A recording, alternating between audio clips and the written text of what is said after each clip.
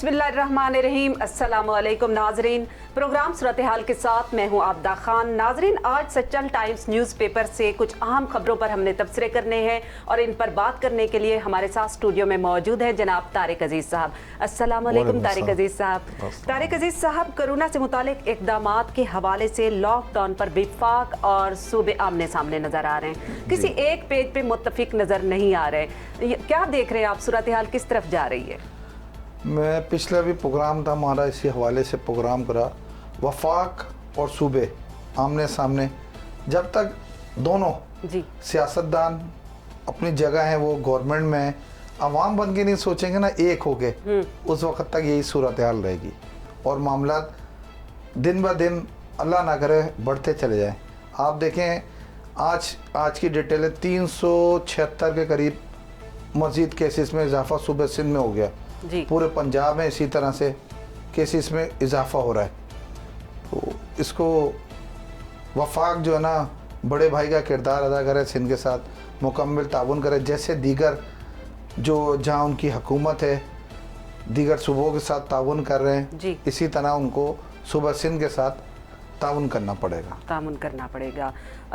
गुज़श्ता दिन की बात है, कल की बात है जी, वज़ीर आला सिंध मुराद अली शाह साहब जो हैं वो अवाम से भी अपील कर रहे हैं और हाथ जोड़ते हुए आप दीदा हो गए। जाहिर है हम लोगों ने भी देखा, हमें भी तकलीफ हुई। आप क्या समझते हैं कि ये सारी सूरत हाल क्या थी?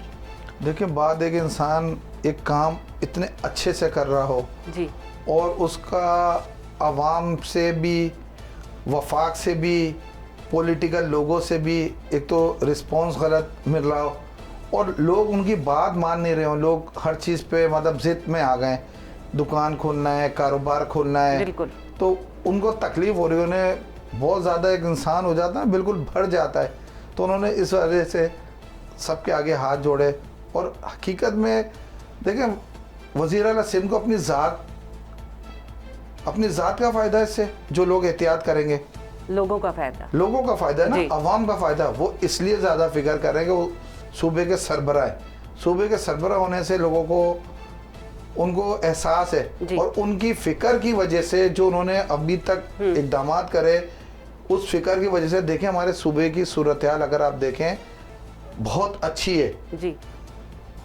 मतलब आप वज़ीर आला सिंध मुराद अली शाह साहब ने जो इक़दामात किए हैं, जो कोशिश कर रहे हैं, उससे मुत्तफिक हैं? बिल्कुल मुत्तफिक हूँ। अच्छा, देखिए दूसरी बात आपकी मैं काटूँ, हम सब पूरे पाकिस्तान के हर कोई भी चीज़ बैरून मुल्क की हर चीज़ में मिसाल देते हैं कि वहाँ पर ऐसा हो रहा है, वहाँ पर ऐसा हो रहा है, ये हो गया।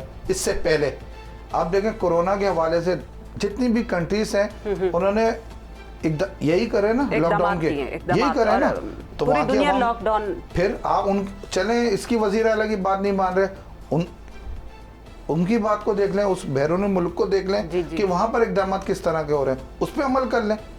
बिल्कुल।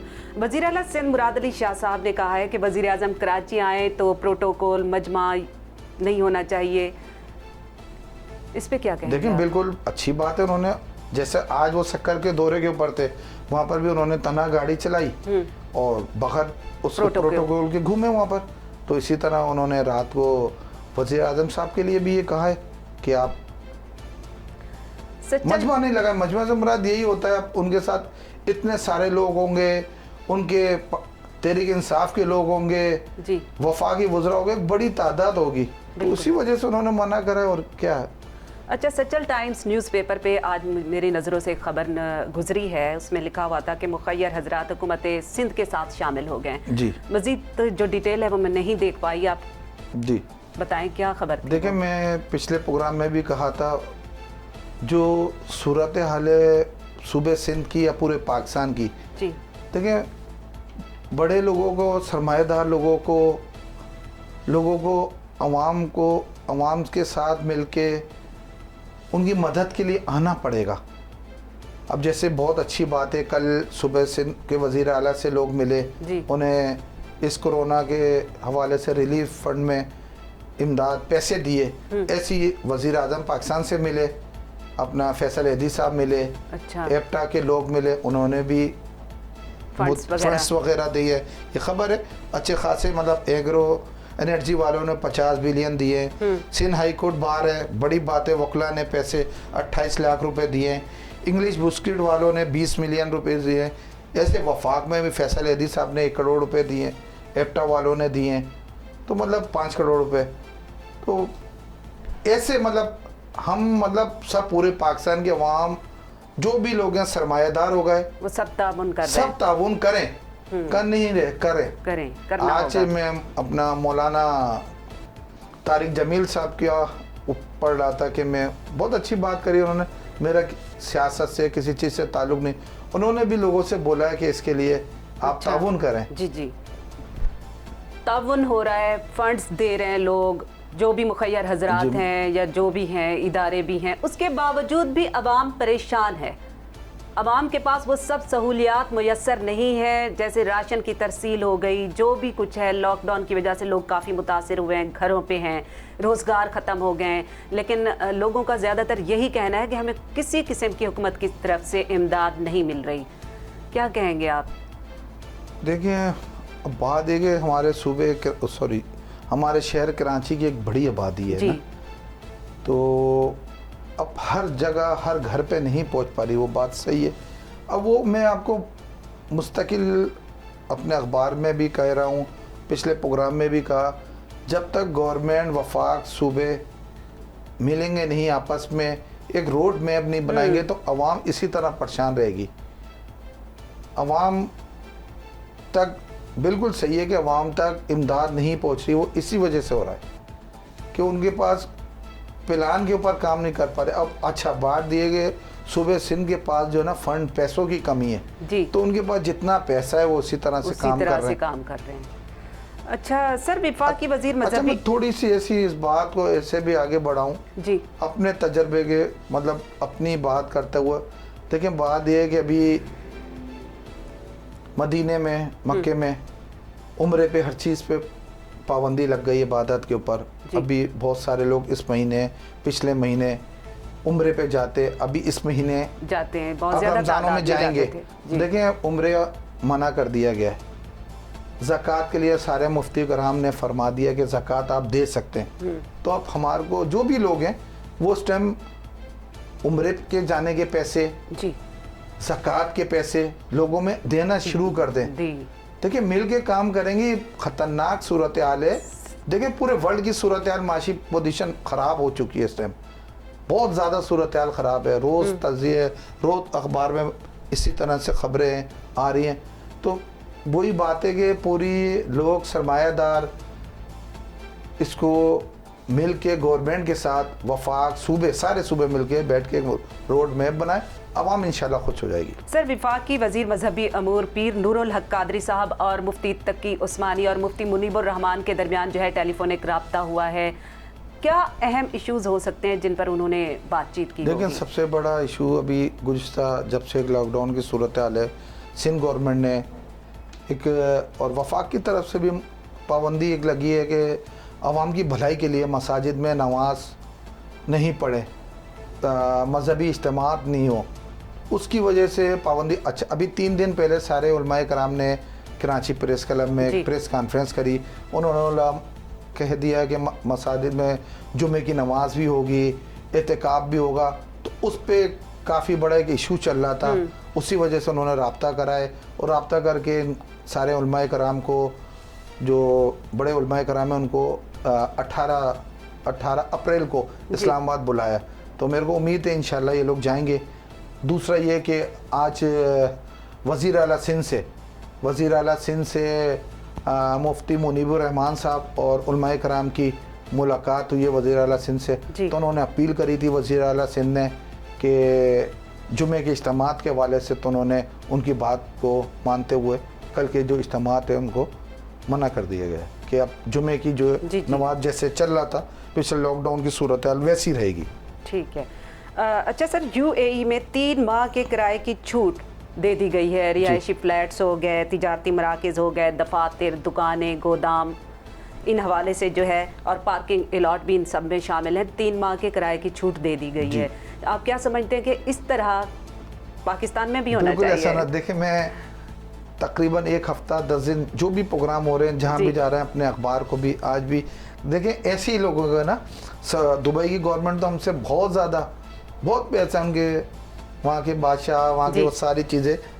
तो अब वही बात आती है कि जब तक सरमायादार और पैसे वाले लोग नहीं आएंगे तो वही मामला हल नहीं होंगे। देखें वहाँ के, यहाँ पर भी ऐसे बहुत सारे लोग हैं जिनकी बहुत सारे फ्लैट्स हैं जो किराए पे दिए हुए हैं, बिल्कुल, बहुत सारे ऑफिसेस हैं, बहुत सारी चीज़ें यहाँ पर लोग अभी तक मतलब देना चाहे तो कर सकते वकील हैं। बन गए किस्म के, वकील बने हुए चाहे तो काफी हद तक जो है ना फायदा हो सकता है बिल्कुल इससे भी। होगा, मतलब बिल्कुल। हमें सिर्फ हुकूमत के रहमो करम पर नहीं रहना चाहिए, आपस में भी एक दूसरे का ख्याल रखना चाहिए। देखें अभी पहले मैंने बात करी उसके ऊपर उम्रे के हवाले से कि उम्रे के ऊपर बोल दिया गया, पाबंदी है कि नहीं जाना है जी। तो अभी बात है कि वो जिसको जाना होता है, मिसाल के तौर पे मेरे को ही जाना है, कम से कम ही खर्चा 1.5 लाख रुपए का है। अगर घर के छः लोग गए खर्चा 9 लाख रुपए, तो बात है कि वो भी वही पैसे अगर गरीब और मुस्तहकिन लोगों की मदद के लिए दे दिए जाएं, बहुत अच्छी बात की है आपने। और दूसरी बात मैं अभी ऐसे बात इसको इस तरह से भी करूं, देखें ये वबा जो ना पूरी दुनिया में आई है, पूरी दुनिया में।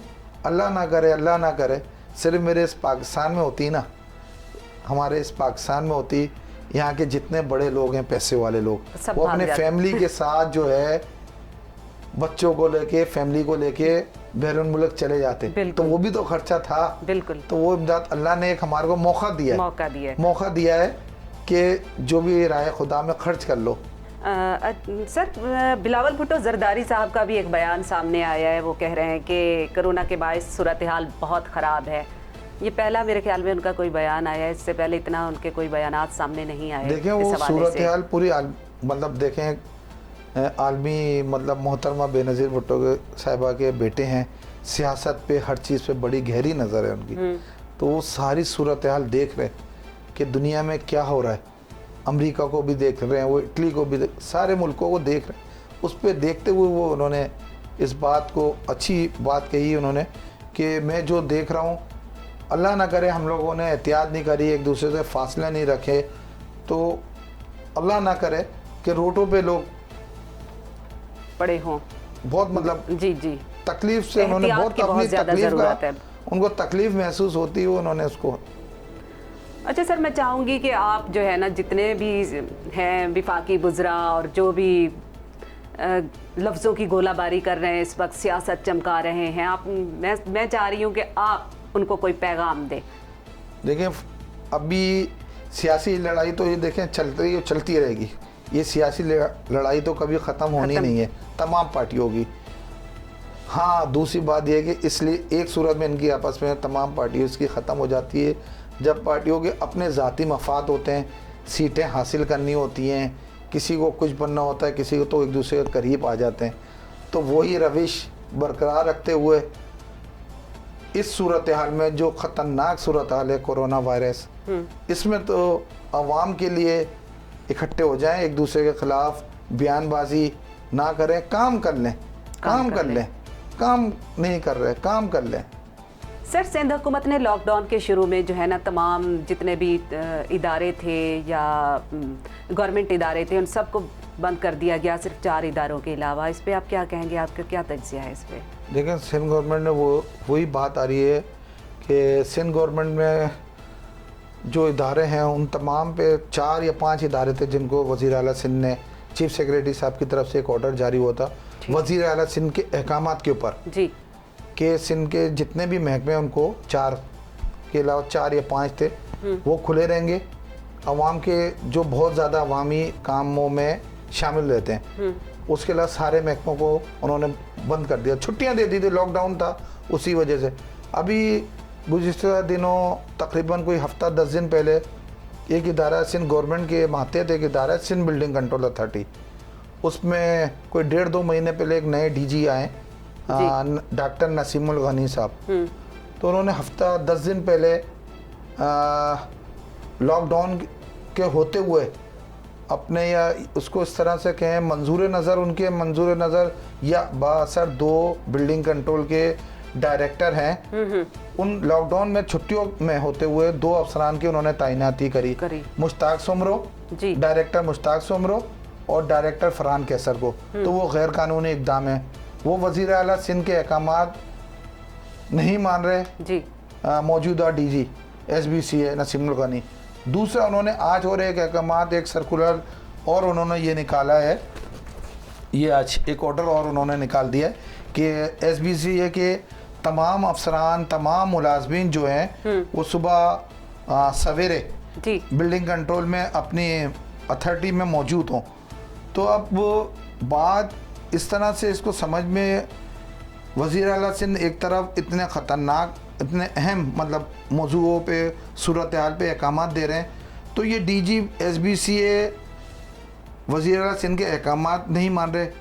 ये मेरे पास मेरे ज़राए ने ये कहा है कि शहर भर में इस टाइम जो है गैर कानूनी तामीरात की भरमार हो गई है। भरमार हो गई। तो इन दिनों लॉकडाउन में तो उस पे नसीमुल गनी साहब ने अथॉरिटी के तमाम मुलाजमीन को जो है ना वो तलब करा है कि शहर में गैर कानूनी तामीरात हो रही हैं, आप आ जाएं। तो या तो फिर अप्रूवल उन्होंने वज़ीर आला सिंध से ली है, वज़ीर आला सिंध से कोई या चीफ सेक्रेटरी की तरफ से उनको कोई अहकाम नहीं दिए गए। उन्होंने अपने तौर पे तमाम मुलाजमीन को बुलाया है, वो गलत इक़दाम है।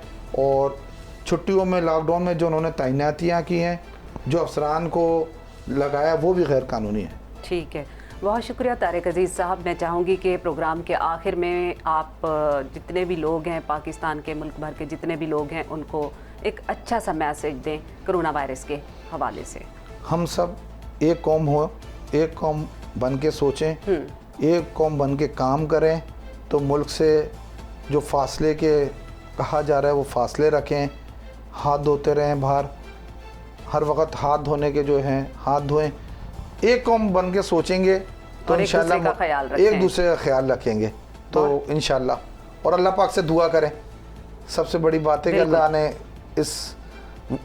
इस मर्ज, इस बीमारी से हम सबको निजात दिलाए। आमीन। बहुत शुक्रिया तारिक अजीज़ साहब। नाज़रीन, प्रोग्राम का वक्त ख़त्म होने वाला है, अपना बहुत सारा ख्याल रखिएगा। अल्लाह हाफिज़।